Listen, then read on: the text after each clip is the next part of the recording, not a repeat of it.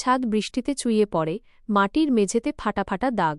সেখানেই থাকে রিনা, 10 বছরের এক মেয়ে, তার মা, আর ক্যান্সারে ভোগা বাবা। রিনার বাবা দিন দিন শুকিয়ে যাচ্ছেন। জোরে কাশলে রক্ত উঠে আসে।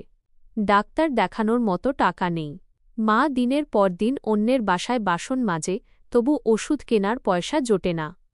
রাতগুলোতে রিনা বাবার মাথায় হাত রেখে বলে, বাবা, তুমি সুস্থ হয়ে যাবে, আমি স্কুলে পড়ব, বড় হয়ে তোমাকে অনেক ওষুধ কিনে দেব।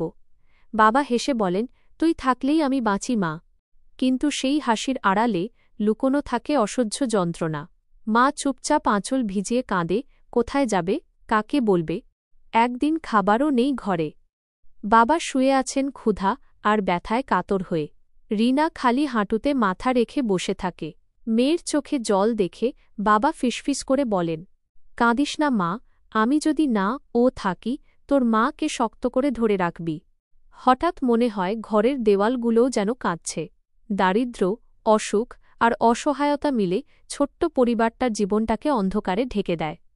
রিনা মায়ের বুকে মুখ লুকিয়ে শুধু একটাই কথা বলে, মা, আমরা এত গরিব কেন? আমাদের বাবাকে কেন বাঁচাতে পারি না?